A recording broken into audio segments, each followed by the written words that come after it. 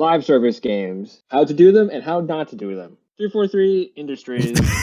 uh, How you not to know, do them. the studio that has been in charge of Halo since at least 2011. They've been promising an update on the future of the game since even before last week. I was expecting news not to elate me, but I was hoping for some breadcrumbs, like a reason to keep me going, right? Because surely it's been almost a year since Halo Infinite multiplayer at least has come out.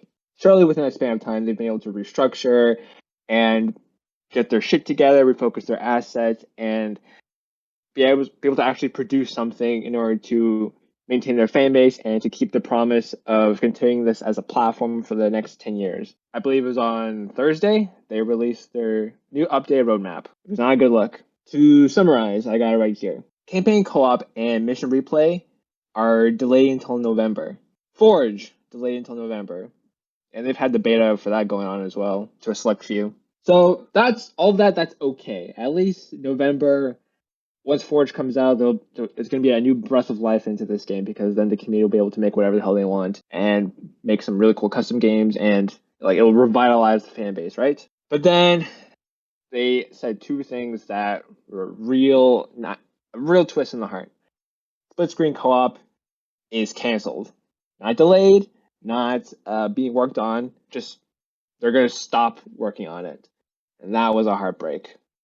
And on top of that, Season 3 of Halo Infinite will be delayed until March 2023, which means we have to wait even longer for the dregs of content that they will provide in March. So in Season 2, we will get per match XP beta. Not beta? Come on, what? Not an actual implementation, but they're gonna try out match XP, and we're gonna get two new 4v4 maps. Ayo. Oh boy, two. Sounds like a lot of content, my guy. So once March rolls around, in the year and a half that this game has been available to the public, in total we've gotten 6 new maps, one of which will be out of rotation, and who knows what else will be out of rotation once Season 3 rolls in. We're gonna get one new weapon, one new piece of equipment, no story DLC, and maybe we're gonna get per match XP. That's just so sad. The one thing I might have used, which is to play the campaign, which is the split screen co-op.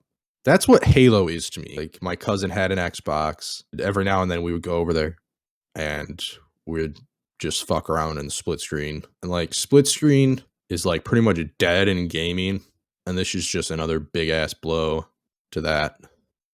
Especially after they promised since development that they were committing to bringing back split screen, which they did for multiplayer, but people were also talking about campaign, right? Yeah. Split screen was completely absent in Halo 5, and they were trying to rectify that because they were quote unquote listening to the fans and learning from their mistakes.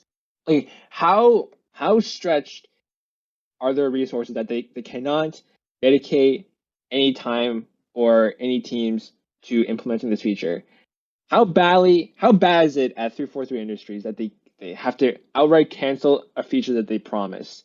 A feature that people on the Halo subreddit have already figured out how to glitch, how to do through a glitch.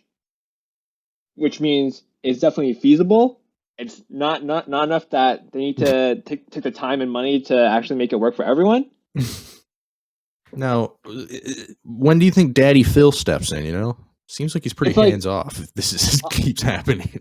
Obviously, money is not the problem here. Microsoft is clearly just they can shovel as much money as they want into every studio they own, which Halo Infinite has been an expensive game to develop. So budget is not an issue. It's maybe the hands-off issue. The hands-off approach is the problem here. Maybe they do need to be reined in, or just flat out given to let another studio handle it, because Master Chief Collection, that really rebounded when a different studio took over certain features of the game.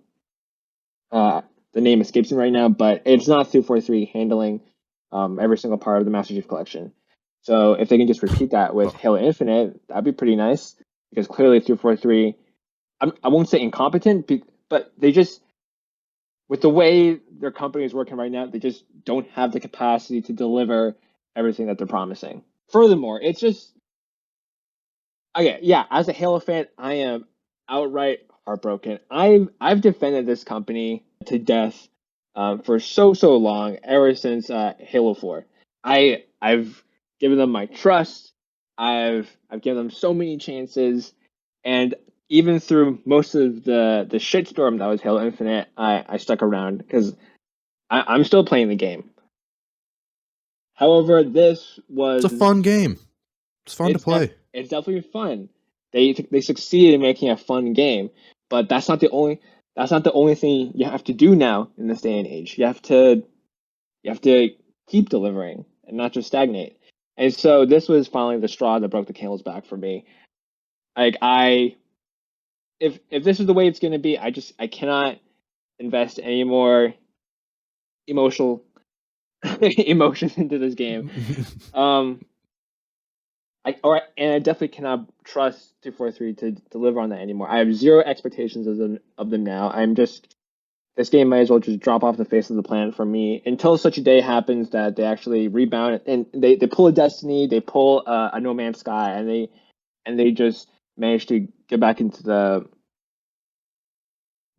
groove.